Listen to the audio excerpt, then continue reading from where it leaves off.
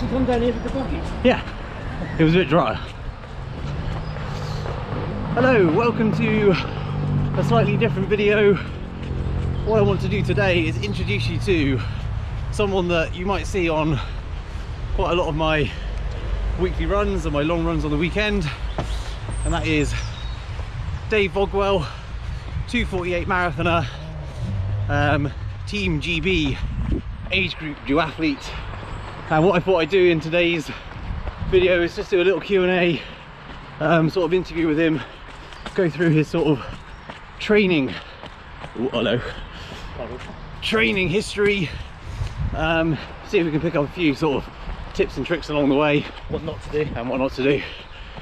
So we'll start off with kind of an open question really, which is how did you sort of get into running, and what was your sort of early sort of run training and run experiences like? Yeah, well, I suppose I've always run as a kid. I always, not for a club or anything, I lived in the middle of nowhere, so I used to run to get around because I didn't have a bike. So I just carried on running, went through like school, university, and then This way. and then carried on like socially running, then started joining clubs, so you use your kind of road 10Ks, cross countries, still did a bit of track and field, so like 1500 metres, 800 metres, horrible stuff like that. Carried on, yeah, so marathons and ultra marathons, and then started getting into multi-sport. So what point did you kind of realise that you were like pretty good? Because I mean your first couple of marathons were just over the 3 hour mark, weren't they? Yeah. Like So, when did you do your first marathon? 2006 Yeah. in Belfast, which was like a 3:05, and then I became obsessed with going under 3 hours, but it took a lot longer than I was expecting. How many attempts to break 3? So seventh marathon I did it. Okay. Was that London? That was London, and I smashed it by a total of 6 seconds. What, in terms of like early training and stuff, like were you following a plan, coach? No. Did you have any like multi-sport watch or GPS, or were you just kind of No, I didn't have a watch to making it start up? with. I've still got the old diaries. I used to write down my mileage. So looking back over those, I don't know what I was doing. I was going way too hard all the time. No specific kind of training plan, just doing what I felt like. There's quite a bit on treadmills, always a long run, but I used to always run at marathon pace. So yeah, it was quite different then. Okay, so in terms of sort of road stuff, Yeah.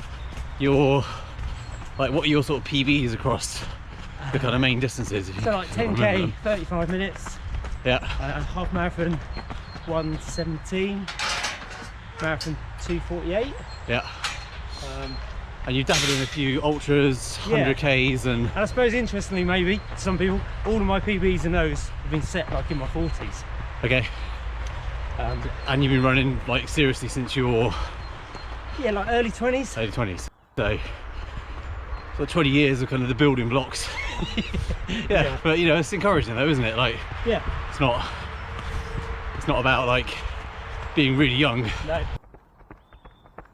Because then we started sort of training together like 2014, 2014. Yeah. and we sort of built up to an Ironman which we did in 2015, crossed the line together, although I think my chip time is a couple of milliseconds quicker than you, Yeah, all right. so I've got that one. But then like after that Ironman, you sort of, that's when you kind of launched into the sort of the duathlons and Yes. really kind of embraced multi-sport, because like swimming's not your Yeah. Once I Not your realised thing. there was a race that you didn't have to swim, yeah kind of opened up a whole new opportunity. Yeah. So yeah run, bike, run kind of suits me. It's right up my street. So you moved over to duathlon like sort of seriously, I guess what, like 2018, 2019? Yeah, 2018 I went to my first age group World Championships in Denmark. Yeah, so dabbled around with the distances, sprint, standard. Last year I did a middle distance, and hopefully this year it'll be a long distance one, end of this year. So like in your early days, like running was your primary focus, and that's sort of all that you did, that was all that you were kind of dedicated to. Yep. And now you switched over to duathlon predominantly. How has that sort of improved or kind of changed your running, I suppose? If we focus on running as the kind of where you've been making gains, has it supported it? Has it hindered it? Like, what do you think? Well, I mean, I run a lot less than I used to. Yeah. And I've got quicker. So okay. I think there's something in that. So what's your sort of average, like weekly? Run-wise? Yeah, run-wise. Probably only about 40k a week. Okay. I would think at the moment. Like in a marathon, there'll be a little bit more. Yeah, go up to about 70. But not massive. Not like not big. Yeah. Big trip. But I'm doing a lot of endurance, like long aerobic rides on the bike. Yeah. Which I think helps, and are easier to recover from. Yeah. So yeah, I'm running less but faster, and the run sessions are a lot more kind of focused. Have your injuries sort of reduced as well as a result of running less, or? Yeah, I've always had trouble with my calves, but been a lot better. I've also started going to the gym and things like that as well. Yeah. So strength and conditioning's never used to be a part of my routine, but it is now. So kind of prehab instead of rehab and all that. Yeah. That's good. And I guess with the multi-sport stuff, if you do get injured, you've always got the other sport potentially to kind of still bike, fall back on and sort of keep the fitness at least maintain it. Okay, so once you got into the sort of the GB age group team, did you make any kind of like changes to your training? Any change in your focus? Like, you know, you've got a coach now. Was that a result of kind of breaking into and the age group team? The routine of my race would be to have a really strong first run, lose a load of places on the bike, and then try and make up a load on the second one. Yeah. So I knew I had to do something on my bike. So that's when I got in touch with a coach to improve that. So lots of focus on the bike, but actually it's really helped my running as well, and I've got faster with my running. So yeah, it's kind of making it more of a complete package. So what does a sort of typical training week look like? So often Monday is early start, generally a turbo, maybe like 45-minute recovery turbo after the weekend. Tuesday's usually a double day, effort runs in the morning before work, and then an easy run or a turbo in the evening. Wednesdays I work from home, so I have longer. There's usually a long bike, maybe a brick run, and gym in the evening. Thursday's usually an early run. Friday's usually a longer bike in the morning, maybe an evening run. And then weekend, like at the moment, long bike on a Saturday, long run on Sunday. And it's just sort of like, I wouldn't say it's like rinse and repeat, because there is like variations there, but in different sessions. You know, I sort of piggyback on quite a lot of your running sort of workouts, like the 7x2 is quite a that's a favourite, isn't it? Yeah. So there's a lot of sort of like consistency and repetition, but in a way I guess that you can sort of measure and track your progress, see where you are. So what metrics does your coach sort of use really to sort of see how you're doing and look at your fitness? So run wise, I do run with a Stride power meter on my trainer, so we can look at the power output for efforts, obviously pace, and heart rate as well. All gets recorded. And were you using those metrics as kind of religiously, like back in those early days, you know, like the Dublin Marathon and the it was just early Londons and stuff? It was all pace, just everything on pace, and I just do all my training probably in zone 3. So like my easier runs would be low zone 3. My efforts would be high zone 3 because I was tired. Whereas now the easy runs are zone 1, like real easy, but my hard sessions are like zone 5, zone 6. I can push the top end, and it works. Because I remember like sort of looking at your training back in sort of I don't know, when we were sort of Ironman training and you were still doing London marathons and stuff, and you would do those sort of 35, 36k runs, wouldn't you? That would be sort of at pace. Sub-3 pace, yeah. Obviously it worked because you know, you were regularly, like, how many sub-3s have you done, do you know? Oh, I don't know. But you qualified good for Race for London for so this like a number of years next month now. will be my 13th London. Yeah, okay. But, you know, we recently did the Goodwood Marathon together, didn't we? Yep. Well, I say together. And that's where you did your 2:48. So, you know, that time is coming down. Yeah, and obviously the training changes have helped that. Yeah, and I think psychologically, I was so set on breaking 3 hours. Once I'd done it, I was almost kind of happy with that. But then working with the coach, Mark was like, well, you do know, you can probably do better than that. Yeah. I think you can go sub 250. Yeah. I was like, well, really? But yeah, did the training and it happened, so. And do you think you've got, because, you know, you go from, like, you've done track stuff in your early days, like at Loughborough and places like that. Insert picture of you with that crazy heel strike. Up to 100k ultras, like, and obviously Ironmans and kind of everything in between. Like, do you feel you have an optimum distance, like your distance, or are you still sort of finding that out, or do you not really care? Yeah, I'm not fully sure. And I enjoy the mixture. I think run-wise, half marathons where I generally, like, if you're looking at finishing positions, that's probably where I do best. Okay, so this year as well, you've kind of got something else, like, going alongside the age group, like, stuff that you're doing, and that is British Triathlon Ambassador, is that correct? That's right, age group ambassador. So how did you get that?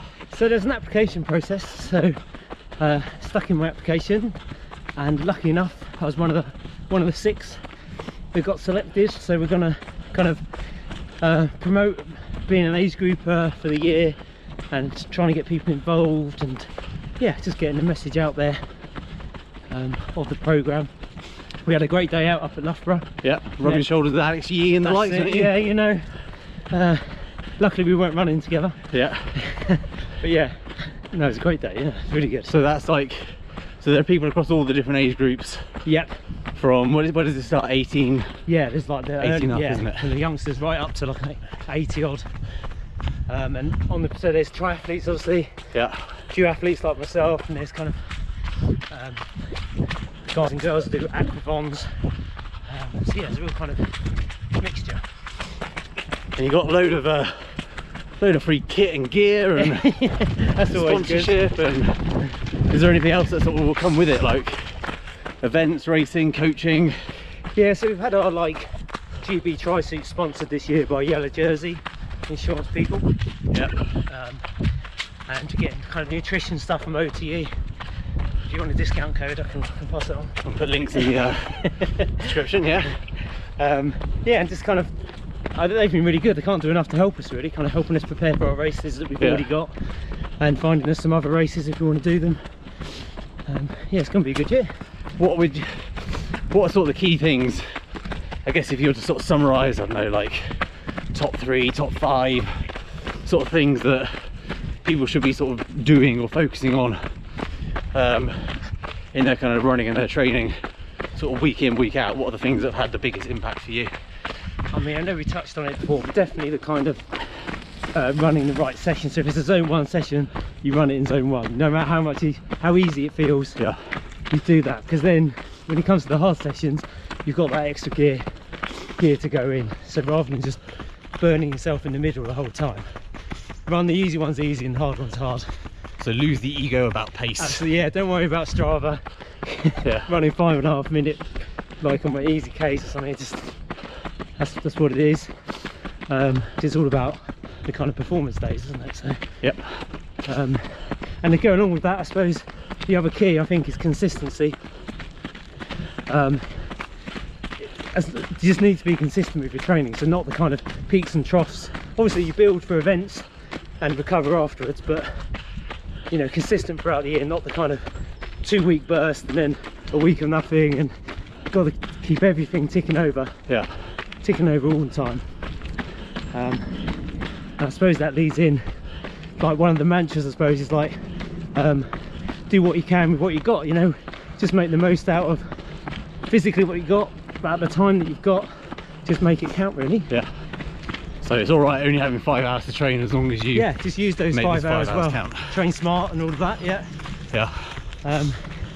And when you get into the longer distances, it's really important to get nutrition sorted out. So there's a lot of experimenting, but working out what you need before, during and after. But once you've got it, I feel like I've got like my marathon one nailed down now. I know exactly what to do in the week before, and then on the day, and then after. And yeah, it's really important. All the hill. It all falls. All right, I think that covers sort of most of the questions and the things that I kind of wanted to talk to you about.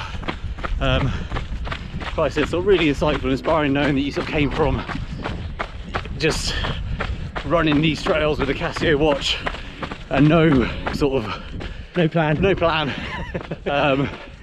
to now being able to, you know, knock out 2:48 marathons, being on the British age group team, and yeah, you know, you're the one to keep chasing down, and it's achievable. That's the thing. Yeah, you can do it.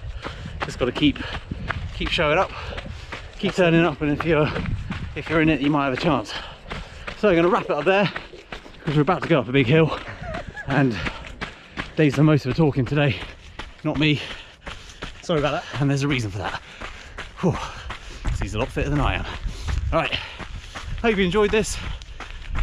Drop a question or a comment below. I'll link to some of Dave's sort of promo codes. Am I able to do that? Yeah, of course. Yeah, some of his promo codes for the sort of nutrition and clothing he's got sponsorship with, and see you in another video soon. Bye.